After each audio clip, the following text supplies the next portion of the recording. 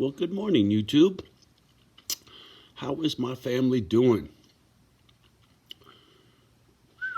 No sleepy. Not for Johnny. It's, what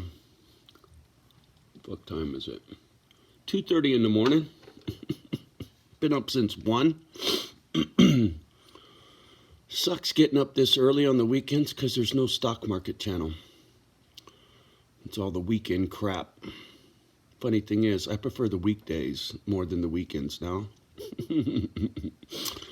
Anyway, today's subject matter is going to be pretty interesting. This video might be a little long. We'll see. I don't know. I wanted to talk about YouTube and how much it impacted my life. Saved my life, to be quite blunt, and that's no exaggeration, and I'll explain. Back during the housing crisis in 2008, when it kicked off, 9, whatever the fuck it was, me and my brother had a house in Montero, California, on the coast, could see the ocean from my fucking living room. In a big storm, when the waves crashed against the shore, I could feel the house shake. It was special. But lost that home when the fucking banks fucked everybody and the government fucked everybody.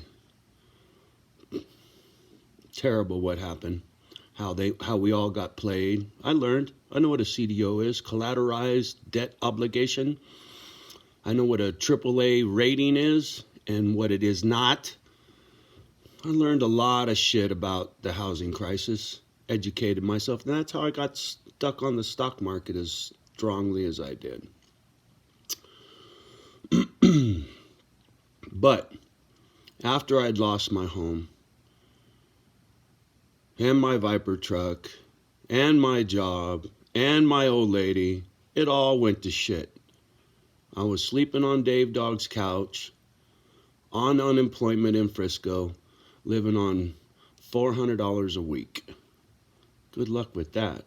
If you ain't got somebody that's got your back, you'd never make it on unemployment. Anyway,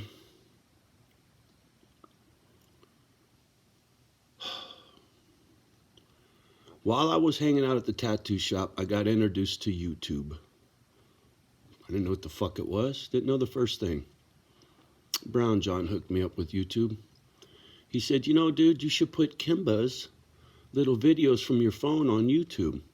That way, you'll never lose them. If you lose your phone or whatever, you lose those videos. If they're on YouTube, they're there forever. And you don't have to store all that fucking shit on your phone. You can delete them. I was like, that's a good idea. So, if you flip to the very beginning of my YouTube channel, there's Kimba when she was a baby. That's how this channel started. And then there was nothing for years and years and years and years and years.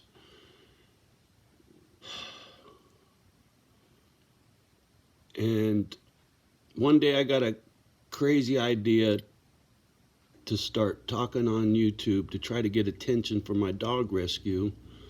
And what spurred that, I made a couple notes so I wouldn't forget. What made it pick up speed and start heading in that direction was Ancestry.com. Turned me on to who my dad was, turned me on to some family members, and that fucking shit show. That's a whole fucking video into itself, and some of it's already up there. You want to see me meet my father at his tombstone? That video's up there. Anyway, that's how I got headed down the road you see now. But the problem was, back then, I was drinking. So when I made a video, I made sure I had a couple pops in me first, because it makes it easier to fucking come out here in front of a fucking camera and talk some shit, right? If you got a couple in you. It's like going to a club and you're going to go hit on the girlies. You always made sure you had a buzz on first. Gives you that liquid courage, especially if you're an INFJ. Just saying. Little honesty. So anyway, that's how I got going back then. And I was drinking the whole fucking time. right? Telling some foster home stories from back in the day. And so I was already doing the memory lane thing with this channel, but I was drinking and I was trying to get attention for the dog rescue. That's all it was. Attention for the dog rescue, right? And then the fucking virus kicked off. And then I was hooting and hollering for the homeless because those motherfuckers are going to be starving, right? Restaurants are closed, no food out back, nobody leaving a burger on top of the fucking trash can, no leftovers, all that shit. And it's true. Fucking homeless are hurting, right? All those stories came to fruition, just like I knew they would. Anyway, then take it a little further down YouTube lane. I made this channel, Wes Watson, right? And I'm trying to get sober. And I'm struggling, and I'm listening, and I'm struggling, and I'm listening, and I'm struggling, and I'm listening. Then my brother died.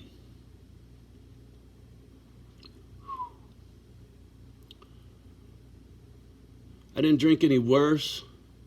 But it was right when I was fucking making some progress and stopped drinking, and then it was right back to drinking again. And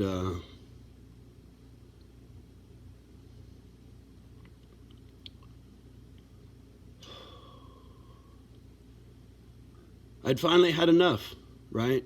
I was heading down the toilet. I could see it. I could feel it. My body was quitting on me. So I just did it. I just stopped. New Year's Eve, that was it.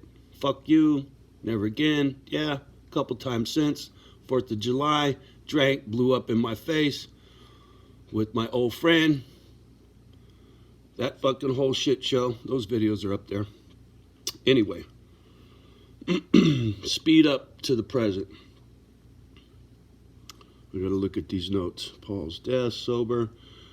So now, been sober. This INFJ thing comes up. This personality type thing. Oh, blows my fucking mind. Why are all these people like me? What the fuck is this? What the fuck is going on? I don't understand, right? I had great interaction with one of our family members yesterday, and we're talking about YouTube and how impactful it's been for both of us. And for me, especially so, because I don't have anybody here in my house. Got no one to talk to. YouTube's been my shrink, right? Back when I was drinking and I was screaming and yelling and dumping a bunch of shit on YouTube, I was boozing hard, right? But YouTube was a place for me to vent. It cost me my daughter all my fucking shit talking. So it came at a very high price. But now that I'm sober and I'm trying to do good deeds with it, I'm meeting fucking great people. My life has changed. I have a YouTube family member that started with my new shit and has been working his way backwards. We talked on the phone. And he said, the further back I go, the darker your shit gets. He goes, it's hard for me. He goes, I'll watch 10 in a row and then I can't fucking watch anymore because I could feel it getting worse. And I was talking to someone yesterday and they were saying the same thing the other way around, that they could see the progression from where I was to where I am today, and that the change is dramatic, and it is. And it's sobriety, and it's working out, and it's feeling good here. It's feeling good just everywhere, right? It's because of YouTube. Kimba, the dog rescue, INFJ, all my new friends. None of this would have happened without this fucking platform.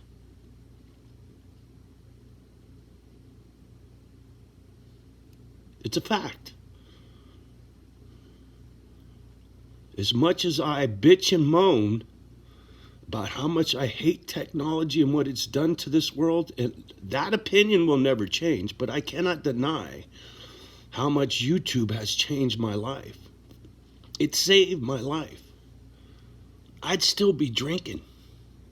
There would be no Wes Watson. There would be no stoicism. I wouldn't even know what the fuck an INFJ is, let alone meet a bunch to help everything make sense. It's profound how much YouTube has changed my life.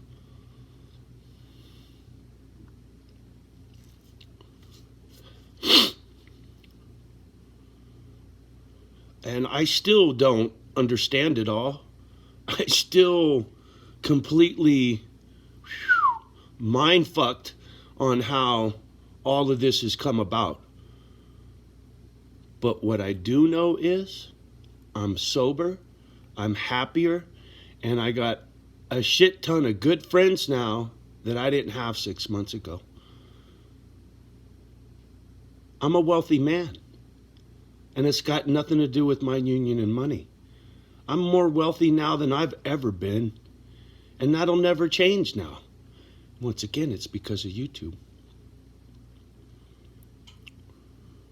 Just saying. So I got to give credit where credit is due, and the credit goes to YouTube this time. Never thought I'd say those words, but mad love, YouTube, for what you did for me. Just can't show enough gratitude. And for my YouTube family, shit, you guys, speechless. Right? We're all here for each other. I love you guys. We'll talk soon and have a fucking great day. I can tell already. Peace.